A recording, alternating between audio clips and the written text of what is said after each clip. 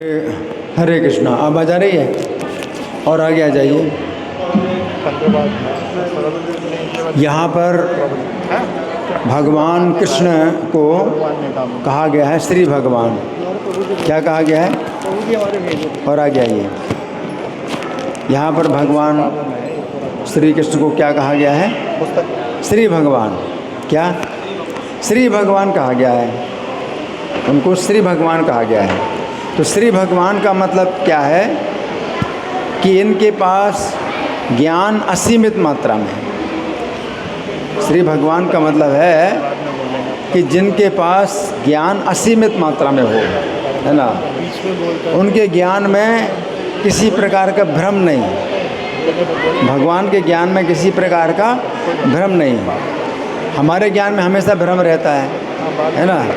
हम कुछ सोचते हैं और होता कुछ और है। हम देखते भी हैं, कुछ दिखाई पड़ता है, लेकिन वो वैसा नहीं होता है, कुछ और ही दिखाई पड़ता है। तो हमारे ज्ञान में बहुत भ्रम होता है। तो मायाबद्ध जीवों के ज्ञान में भ्रम का दोष देखा जाता है। हम लोग मायाबद्ध जीव हैं, हमारे ज्ञान में भ्रम का दोष देखा जाता है। भ्रम का अर्थ है किसी वस्तु को कोई अन्य वस्तु समझना है, कुछ और हम कुछ और समझ रहे हैं। जैसे रस्सी में सर्प का भ्रम। रस्सी में क्या? सांप है। वो रस्सी पड़ी है और हमें लगता है सांप है। रस्सी में सर्प का भ्रम। अपनी पहचान भी हम शरीर में करते हैं। हम अपने को क्या समझ रहे हैं? शरीर, जबकि हम शरीर नहीं हैं। शरीर के अंदर आत्मा है, हम अपने को शरीर समझते हैं। तो ये हमारी बुद्धि का भ्रम है। हम अपने को शरीर समझते हैं। श्री कृष्ण के ज्ञान में इस प्रकार का भ्रम नहीं है। जिस समय श्री कृष्ण ने उस कारागार में जन्म लिया था जिसमें उनके माता पिता देव की वसुदेव बंदी थे। भगवान के माता पिता देव की वसुदेव बंदी थे और भगवान ने वहीं पर जन्म लिया था। उस समय जन्म लेते ही उन्होंने अपने माता पिता को ज्ञान दिया। जन्म लेते ही माता पिता को ज्ञान दिया कि उन्होंने किस प्रकार पिछले जन्मों में अपने शरीर बदले। माता पिता को ज्ञान दिया क्या? कि आप पिछले जन्म में, जो अभी आप देवकी हैं, पिछले जन्म में आप कौन थी? अदिति माता थी, हैं। और उसके पहले आप प्रश्नी माता थी। तो आपने शरीर बदले। उसी प्रकार से अपने पिता को ज्ञान दिया कि आप इस समय वसुदेव पिता हैं, लेकिन इसके पिछले जन्म में आप कश्यप पिता थे, और उसके भी पिछले जन्म में आप सुतपा पिता थे। तो शरीर आप बदल रहे हैं, आप नहीं बदल रहे हैं, है ना। तो भगवान जो है अपने माता पिता को भी ज्ञान दे रहे हैं, है ना। और ये भी ज्ञान दिया उन्होंने कि मैं प्रत्येक जन्म में आपका पुत्र बनता हूँ। भगवान ने क्या कहा कि पिछले जन्म में जब पिता आप कश्यप थे और माता आप अदिति थी, तो मैं आपका पुत्र वामन देव बना। और उसके पहले जन्म में, मतलब पिछले से पिछले जन्म में, पिता आप सुतपा थे और माता आप प्रश्नी थी। तो उस समय मैं आपका पुत्र बना, प्रश्निगर्भ नाम से पुत्र बना। तो भगवान ने जो है ये ज्ञान अपने माता पिता को दिया। किस समय? जन्म लेते ही ज्ञान दिया। और गीता के प्रारंभिक उपदेशों में श्री कृष्ण ने बहुत विस्तार पूर्वक समझाया है कि जीवात्मा अपना शरीर बदलता है। जीवात्मा नहीं बदलता, अपना शरीर बदलता है, हैं? तो श्रीमद् भागवत के 10वें स्कंद के 56वें अध्याय में वर्णन है कि जिस समय द्वारका में सत्यजित अपने गले में समंतक मणि पहन करके आया। सत्यजित नाम के एक यादव थे।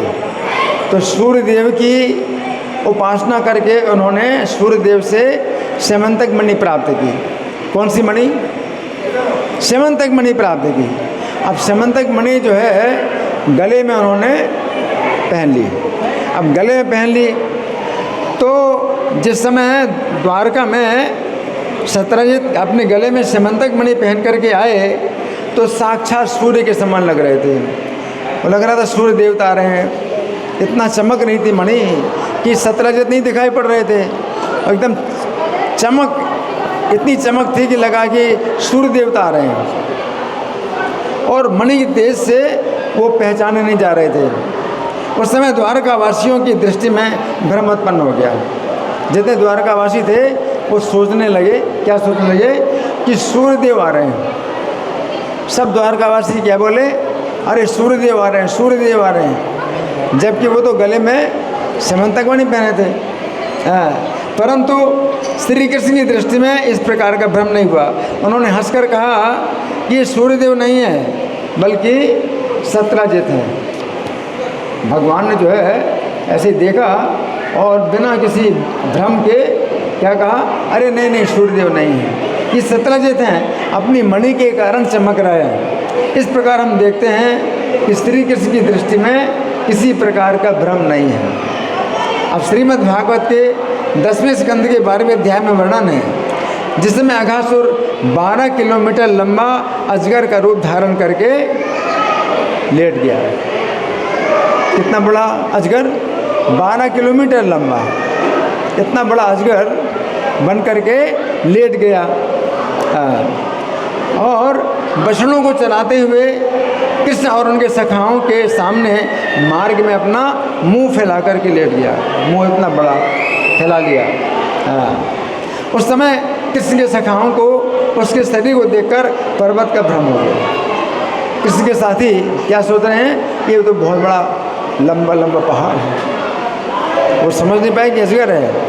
इतना बड़ा अजगर था कि उनको समझ में आया कि तो बहुत बड़ा पहाड़ है, बहुत बड़ा पर्वत है। और खुला हुआ मुख को देख करके सोचा कि ये गुफा है, पहाड़ की गुफा है, पहाड़ की गुफा है। और दाढ़ें देख करके पर्वत के शिखरों का भ्रम हुआ। और जिह्वा को देख करके लाल लाल सड़क है, उसकी जीभ है, जीभ थी तो देखा तो लाल लाल सड़क है, तो ये तो लाल लाल सड़क है। और श्वास में आंधी का भ्रम हो गया, उसकी श्वास निकाल लिया तो उसमें आंधी का भ्रम हो गया। इस प्रकार वे बालक अघासुर के मुख में प्रविष्ट हो गए। अब उनको पता नहीं है तो उसके अंदर जाएंगे तो क्या होगा, मौत हो जाएगी, लेकिन चले गए, अघासुर के मुख में प्रविष्ट हो गए। परंतु श्री कृष्ण को किसी प्रकार का भ्रम नहीं हुआ। श्री कृष्ण भी अघासुर के मुख में प्रविष्ट हुए, परंतु भ्रम के कारण नहीं, बल्कि उसको अजगर समझकर उसको नष्ट करने के लिए उसके मुख में प्रवेश कर। सब बालक और बछड़े चले गए ये सोच करके कि चलो ये बड़ी शोभा है यहाँ, हाँ भ्रम है। लेकिन भगवान अंदर गए तो भ्रम से नहीं गए, जान करके इसको मारना है, उसके अंदर गए। तो श्री कृष्ण की दृष्टि में किसी प्रकार का भ्रम नहीं है। अच्छा, एक दोष है विप्रलिप्सा, धोखा देने की प्रवृत्ति। हमारे ज्ञान में क्या है, धोखा देने की प्रवृत्ति है। हमें नहीं पता लेकिन तो भी हम बता देते हैं किसी को कुछ, तो ये हमारे अंदर धोखा देने की प्रवृत्ति है। तो आध्यात्मिक क्षेत्र में बहुत से ऐसे अध्यात्मवादी हैं, कल्याण के लिए अपने नए नए साधन बतलाते रहते हैं। चूँकि लोग धोखा खाना चाहते हैं तो ऐसे धूर्त और कपटी गुरुओं के चक्कर में आ जाते हैं, जो ये कहते हैं मैं तुम्हें 6 महीने में भगवान बना दूंगा। ऐसे भी गुरु हैं जो क्या कहते हैं कि आपको 6 महीने में हम भगवान बना देंगे, तुम हमें इतना धन दे दो और तुम भगवान बन जाओगे, हमें पैसा दे दो और हम आपको भगवान बना देंगे, फिर तुम चाहे जो कुछ करो तुम्हें कोई भय नहीं। परंतु श्री कृष्ण में इस प्रकार का दोष नहीं है। अर्जुन भी श्री कृष्ण के इस गुण को जानते हैं, इसलिए वे श्री कृष्ण से गीता 6:39 में कहते हैं कि हे कृष्ण, आपके अतिरिक्त अन्य कोई ऐसा नहीं है जो इस संदेह को नष्ट कर दे। सही ज्ञान देने वाला आपके अलावा कोई नहीं है। इस बात से पता चलता है कि अर्जुन को श्री कृष्ण पर जितना विश्वास है उतना विश्वास अन्य किसी में नहीं है। और श्रीमद् भागवत के 10वें स्कंद के 2 अध्याय में सभी देवतागण देवकी के गर्भ में स्थित श्री कृष्ण की स्तुति करते हुए कहते हैं, जब देवकी के गर्भ में थे भगवान, कहाँ थे, देवकी के गर्भ में थे, तो देवता लोग जो है श्री कृष्ण की स्तुति करते हुए कहते हैं, हे प्रभु, आप सत्य संकल्प वाले हैं, आपको प्राप्त करने का सर्वोत्तम साधन सत्य ही है। कैसे आपको प्राप्त किया जाएगा? सत्य के द्वारा। और सृष्टि से पूर्व आप ही सत्य हैं, सृष्टि के समय आप ही सत्य हैं, और प्रलय के पश्चात आप ही सत्य रहेंगे। ऐसे सत्य स्वरूप आपकी हम शरण लेते हैं। तो चूँकि श्री कृष्ण कभी धोखा नहीं देते, इसलिए उन्होंने अर्जुन को गीता का वही संदेश दिया जो उन्होंने 12 करोड़ साल पहले सूर्यदेव को दिया था। भगवान ने क्या कहा? ये जो तुम्हें ज्ञान दे रहा हूँ, ये ज्ञान मैंने 12 करोड़ साल पहले सूर्यदेव को दिया था, वही ज्ञान दे रहा हूँ। तो भगवान जो है धोखा नहीं देते, कि जो भी ज्ञान देते हैं चाहे 12 करोड़ साल पहले दें, लेकिन वही ज्ञान देते हैं, उनका ज्ञान नहीं बदलता, है ना। तो अर्जुन को जो है भगवान ने कुछ नया नहीं बताया, वही ज्ञान दिया। और गीता 4:1 में कहते हैं, हे अर्जुन, इस अमर योग विद्या का उपदेश मैंने सूर्यदेव को दिया, और सूर्यदेव ने मनु को दिया, मनु ने इसका उपदेश इक्ष्वाकु को दिया। तो संजय ने यहाँ पर श्री कृष्ण को श्री भगवान कहा, कि श्री कृष्ण ऐसे व्यक्ति हैं जो अपने उपदेश के द्वारा अर्जुन को भ्रमित नहीं करेंगे अथवा किसी प्रकार का धोखा नहीं देंगे, है ना। अब भगवान ने अर्जुन को क्या कहा? अनग है। क्या कहा? अनग है।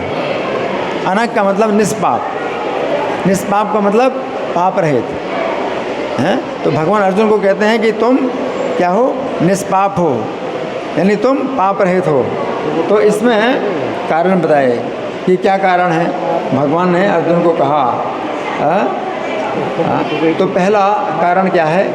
श्लोक संख्या 1 में अर्जुन ने कहा था कि हे केशव, आप मुझे घोर कर्म में अर्थात पाप कर्म में क्यों लगा रहे हैं?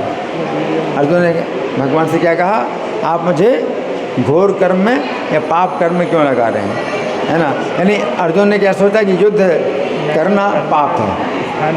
अर्जुन सोच रहे हैं कि युद्ध में अपने कुटुंबियों की हत्या करनी पड़ेगी, तो ये तो पाप कर्म है। तो अर्जुन भगवान से क्या कह रहे हैं कि आप मुझे घोर कर्म में या पाप कर्म में क्यों लगा रहे हैं? इस बात के उत्तर में श्री कृष्ण अर्जुन को निष्पाप कहकर यह संकेत कर रहे हैं कि अर्जुन को इस युद्ध में किसी भी प्रकार का पाप नहीं लगेगा। तुम हत्या करोगे, वध करोगे, लेकिन तुम्हें किसी प्रकार का पाप नहीं लगेगा। तो भगवान कह रहे हैं तुम निष्पाप बने रहोगे हमेशा। फिर दूसरा है, पाप कर्मों के कारण व्यक्ति की बुद्धि बहुत दूषित हो जाती है। श्रील प्रभुपाद ने कहा है, व्यभिचार, मांसाहार, जुआ और नशा जैसे पाप कर्मों के कारण लोगों के मस्तिष्क के सूक्ष्म तंतु नष्ट हो जाते हैं। 4 प्रकार के पाप हैं: मांसाहार, व्यभिचार, जुआ और नशा। ये 4 प्रकार के पाप करने से मस्तिष्क के सूक्ष्म तंतु नष्ट हो जाते हैं, जिससे हम ज्ञान को समझ पाएंगे, और सूक्ष्म तंतु नष्ट हो जाते हैं।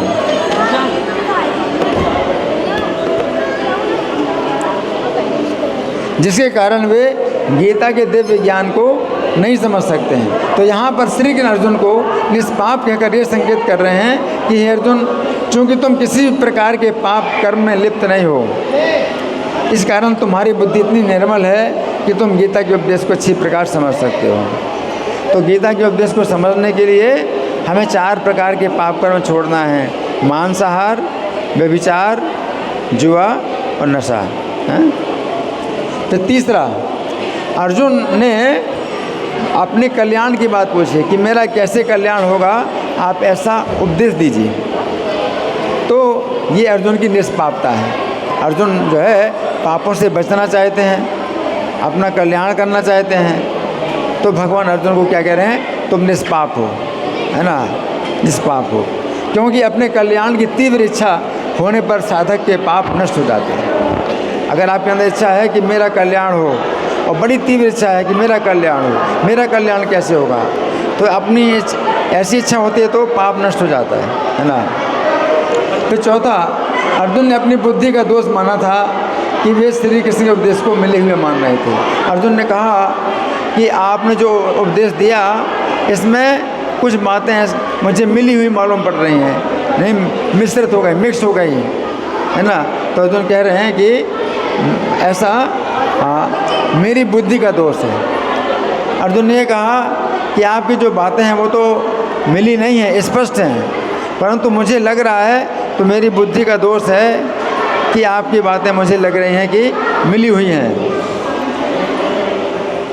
परंतु फिर भी अर्जुन अत्यंत विनम्र होने के कारण इस प्रश्न में भी अपने को श्री कृष्ण का अपराधी समझ रहे हैं। अर्जुन क्या सोच रहे हैं कि मेरा बड़ा दोष हो रहा है कि मैं श्री कृष्ण की बातों में क्या सोच रहा हूँ कि मिक्स हो रही हैं, स्पष्ट नहीं है ना, तो ये मेरा बड़ा दोष है। तो क्या निष्पाप, अर्जुन इतने निष्पाप हैं कि अपने को अपराधी मान रहे है ना। तो ये बहुत बड़ा गुण है कि अर्जुन ने जो है भगवान में दोष नहीं माना। अर्जुन ने क्या कहा, आप में ऐसा कोई दोष नहीं है कि आप जो है बातें मिली हुई बोलें, लेकिन मेरा दोष है मेरी बुद्धि का दोष है कि मुझे आपकी बातें मिली हुई जैसी लग रही हैं। तो अर्जुन क्या सोच रहे हैं कि मेरा अपराध बन रहा है कृष्ण के प्रति। तो ये क्या है, ये अर्जुन की निष्पापता है ना। और भगवान अर्जुन के हृदय के भाव को समझ गए, इसलिए उन्हें निष्पाप कहकर प्रोत्साहित कर रहे हैं कि अर्जुन श्री कृष्ण की शिक्षाओं को समझने का प्रयास कर रहे हैं। तो भगवान ने अर्जुन को कहा तुम निष्पाप हो, इसलिए तुम समझने का प्रयास कर रहे हो। और नहीं तो समझ में नहीं आता, हाँ जी बोल दिया और फिर कुछ करेंगे नहीं, है ना। लेकिन अर्जुन ऐसे नहीं है कि भाई समझ में नहीं आया और हाँ जी बोल रहे हैं, नहीं। अर्जुन पूछ रहे हैं, समझने का प्रयास कर रहे हैं, तो भगवान अर्जुन को निष्पाप कर रहे हैं, है ना। तो इस तरह से इस श्लोक में जो है भगवान ने ये बतलाया है, अर्जुन को उपदेश दिया। तो भगवान ने इसमें अर्जुन को उपदेश दिया है कि 2 प्रकार की निष्ठाओं का जो है वर्णन पहले मैं कर चुका हूँ।